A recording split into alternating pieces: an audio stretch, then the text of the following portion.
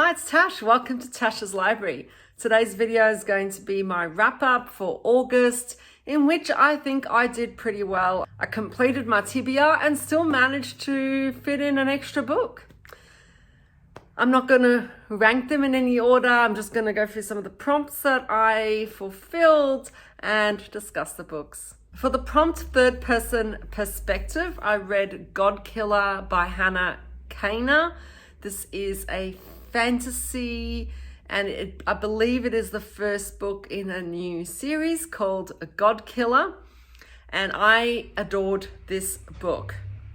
Now, this follows Kissin, who makes a living as a freelance god killer, but one day her life is thrown into turmoil because she comes across a god that she cannot kill because it is inextricably tied to a young girl.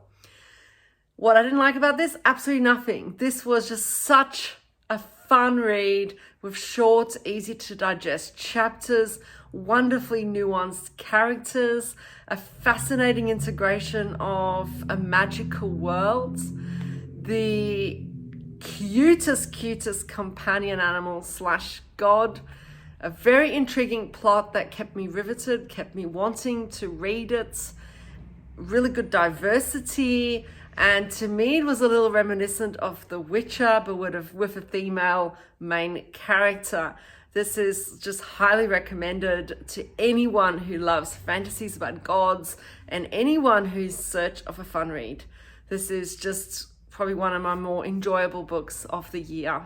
Highly recommended. For the prompt, color in the title, I ended up reading Gods of Jade and Shadow by Silvia Moreno Garcia, and I think she's primed to become a new favorite author. Really enjoyed this. 5 stars. This is a fantasy standalone following Cassiopeia, a young woman who inadvertently awakens the Mayan god of death, who then removes her from her humdrum existence and takes her on this epic journey across Mexico and the Mayan underworld. This was just an absolutely gorgeous book to read. It was beautiful integration of Mayan mythology throughout, an evocative setting in Jazz Age Mexico, really well developed, likable characters, gorgeous writing, and a great exploration of themes of courage and self-sacrifice. I would highly recommend this book to those seeking fantasy novels set in different parts of the world or with different cultures, and lovers of mythology, because this is just beautiful. And indeed, lovers of good writing. This was just a joy to read. For loved author, I ended up reading Love Theoretically by Ali Hazelwood. This is a standalone romance, although it is kind of loosely connected to the 2 novels that came before, The Love Hypothesis and Love on the Brain. They are very stylistically similar. I ended up giving this 5 stars. It follows a physics adjunct professor who makes ends meet by working for a fake dating company. However, when she interviews for her dream job, she discovers that one of the interviewers is the brother of one of her clients. What I didn't like about this is it's a little formulaic. It is very similar in style, formats, characterization, plot as the first 2 books. However, I still adored it. I really enjoyed reading it. It is a fabulous exploration of the difficulties for women in academia, likable characters, great writing, a light-hearted, enjoyable read that still manages to have quite a lot of emotional depth. I would highly recommend this to any lovers of romantic comedies and those seeking for books based on STEM, particularly women in STEM. This is just a fun read. For spring, I ended up picking Emily Wilde's Encyclopaedia of Faeries by Heather Fawcett. Now, this was a strange pick for this because it's actually predominantly set in winter. And I just went with the foliage on the front. But anyway, I enjoyed it anyway. I ended up giving this 4 stars. It is a fantasy series, the first in the series, following Emily, who is writing an encyclopedia of fairies and travels to a small town in Northern Europe for some field research.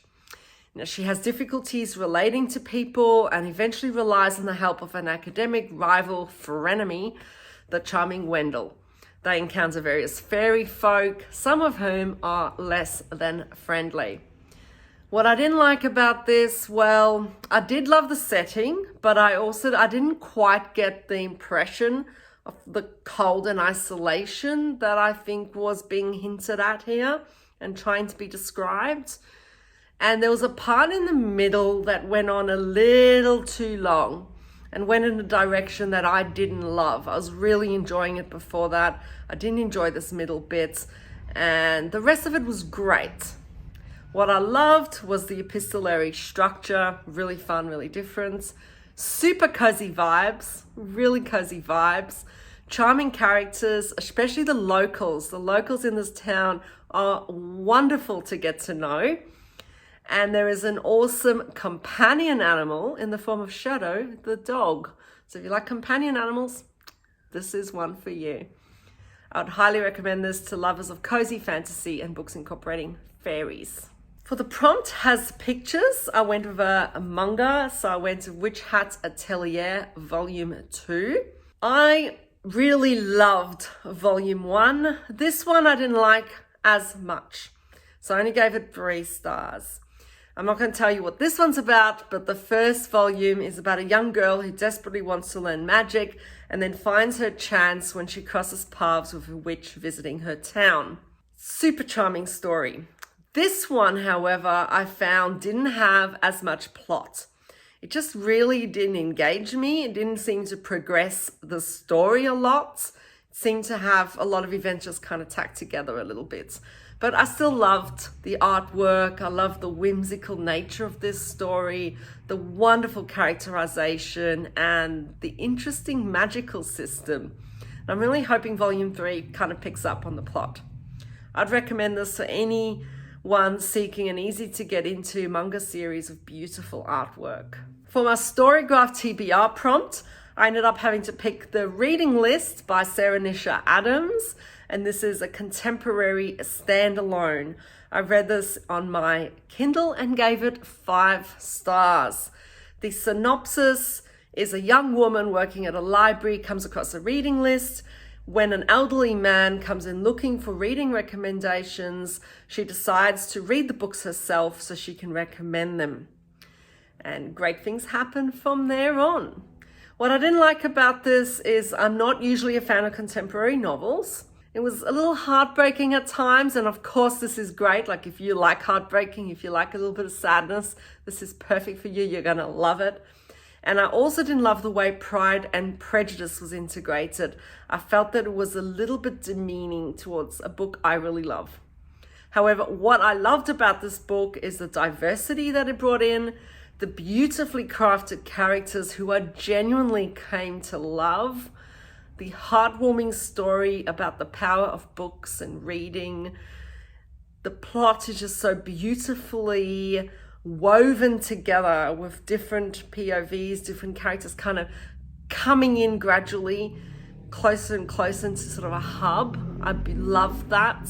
And I love the exploration of the themes of grief and loneliness and community and belonging. This is a gorgeous book, and I'd highly recommend this to anyone seeking a heartwarming novel about the commonalities that bring people together. For friend pick, I ended up picking 2 novels because I had 2 different friends pick books for me. The first one was Ancillary Justice by Anne Leckie. This is the first book in the Imperial Rut series, and I ended up giving this 4 stars. It follows Brack, who used to be an AI on a ship, possessing near omniscience. However, certain events lead her to become trapped in a single human body, and we slowly come to discover how this came to be and why she's determinedly intent on revenge. What I didn't like about this is it took a lot of work to understand the world. It's definitely not spoon-fed to you. You have to gradually piece it together yourself. I also found that there was a little too much exposition towards the end in the form of dialogue. However, I loved the themes of duty versus morality and the theme of colonization. The plot was intriguing. Despite the hard work that went into it, I actually quite enjoyed some of the gradual reveals. I loved the different cultures and very interesting political systems and the parallel timelines, which I think were masterfully done. I would highly recommend this to lovers of political science fiction. The other friend pick was also science fiction, and this was Meru by S.B. Divya, a 2023 release. This is the first in the Alloy Era series. I gave this 3 stars. A far future imaging of the Earth where alloys, which are new iterations of humanity, have taken over as custodians of the planet. And humans are now viewed as greedy and untrustworthy. They are restricted to Earth and are not permitted to travel the galaxy, unlike their alloy counterparts. When a new planet is discovered to be similar to Earth, however, a young woman, Jayanti, is given the opportunity to explore where they could be habitable by humans. She travels to Meru with an alloy pilot who is to oversee her investigation and ensure that there is no contamination of the new planet.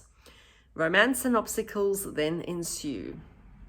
What I didn't like about this book was lots of exposition. It wasn't very easy to read at times. Very difficult to imagine the scene and characters. The descriptions I felt were a little lacking.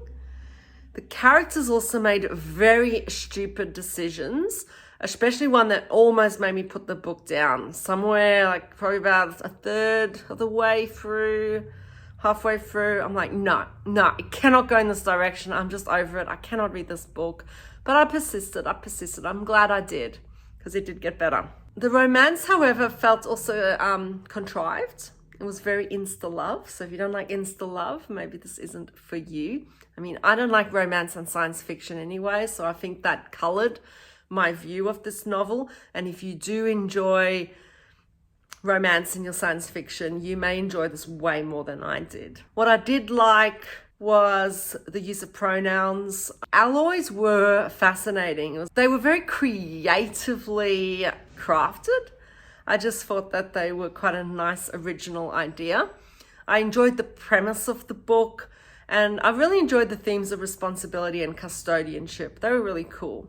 So I would recommend this for those who enjoy books with non-human sentient life, and also those looking for an inclusive sci-fi that examines responsible custodianship, and those who enjoy romance in science fiction. I then found time to fit in 1 book, so I decided to continue with my Brandon Sanderson secret projects because I'm really behind on those, and I decided to read the Frugal Wizard's Handbook for Surviving Medieval England. This is a standalone fantasy, and I read it on my Kindle, and it follows a man who wakes up in what appears to be medieval England with no memory of who he is or how he got there. His only help is fragments of a guidebook titled The Frugal Wizard's Handbook for Surviving Medieval England. I gave this 2 stars, and I am so disappointed because I adore Brandon Sanderson's books.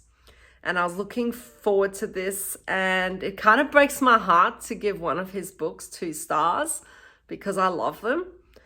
But it just felt like a lot of non-related events tacked together. The humor also fell flat for me. Like, it just really didn't work. I really did not find it funny. The characters felt very underdeveloped and shallow.